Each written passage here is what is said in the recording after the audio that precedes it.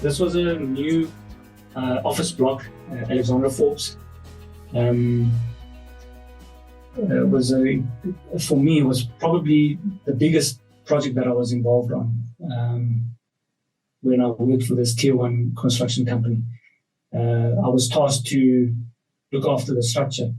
So all the reinforcing, initially I was only tasked to look after the reinforcing, and then basically I then took over the concrete side of it. So I was in charge of getting the structure up. So this was incredibly challenging for me, tough. When we topped out the structure, I then went on to help out with the finishes on the South Tower, which is the bigger block at the back. Yeah, this was a joint venture with a medium-sized construction company. So I had to work with different company cultures and different operating systems. So yeah, there was also quite a learning curve for me. I think that also taught me a lot of soft skills. These bridges were suspended from these massive trusses that obviously we can't see because they're above the ceiling. So these bridges were also quite technical. On the right-hand side, you see this is the back end of the building. Those vertical concrete panels, these were cast with high up, next to the glazing. They were cast with self-compacting concrete. They were the formwork, these timber planks, not smooth boards. So we needed to make sure that we had concrete that was cast that could flow in between and under those windows, those slotted windows. Because as you can imagine, sometimes the poker vibrators can't get far enough. And if you strip the shutters, you're going to end up with major honeycombing on a textured off-shutter concrete.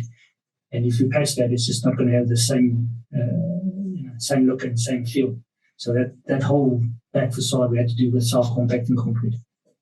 So winning a Master Builders Award, obviously the complexities from what you're saying, I gather that structural integrity could be at risk if the wrong decisions were made. Oh, sure, yeah. We had to work closely with engineers and the formwork suppliers to ensure that we've got the right spec and the right design on the formwork and utilizing the right concrete for specific elements.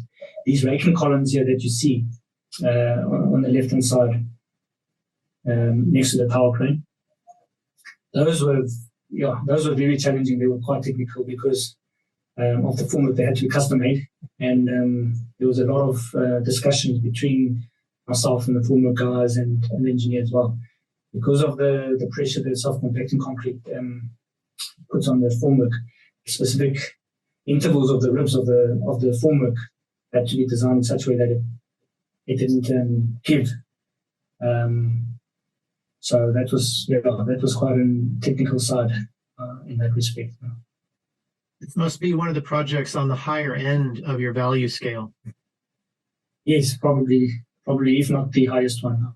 I think at that time, this project, unfortunately, by then the exchange rate of the rand was doing quite poor, and it's still persisting.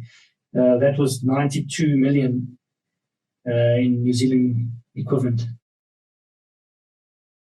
Looking back, probably the Alexander Forbes offices. I think that was probably one of my highlights of my career.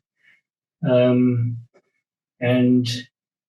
focus rooms, which is a conference center, which literally pulled a rabbit out the hat there to get that one handed over on time with a month behind. And then, the Clearwater Mall extension as well. I think based on the amount of time that we had left to finish the work and allow the shopping center to open, I think that was also probably a challenging one, and I think successfully managed and delivered. I might add one thing to your achievements. Just looking back at that first inspiration you've had, Eddy, with your father growing up and then looking at the construction site and seeing the buzz, the energy, the complexity, feeling like you're missing out, which inspired you to finish your university days like we talked about earlier in this video.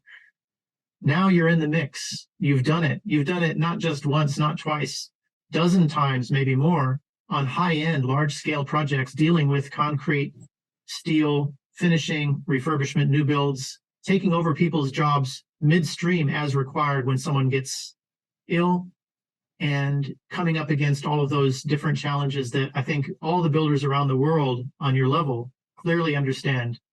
I think that's a great accomplishment. Thank you. I think my integrity is what they like. I don't take shortcuts in what I do. I pay attention to detail, and I take pride in what I produce and I deliver. I think that's what they like about me, and I'm hands-on. So I think that in that respect they like that. And I come with mainstream construction project experience. And I mean, we're talking 94,000 squares office buildings. Those are not, you don't get them on every single corner. So, yeah, I've got a combined contract value in New Zealand dollar terms, 360 million worth. So I think I've got enough site experience to give confidence to the clients to utilize my service and to give me that responsibility to look after their project. They have their best interest in mind. Naturally, I'm a Taiwanese.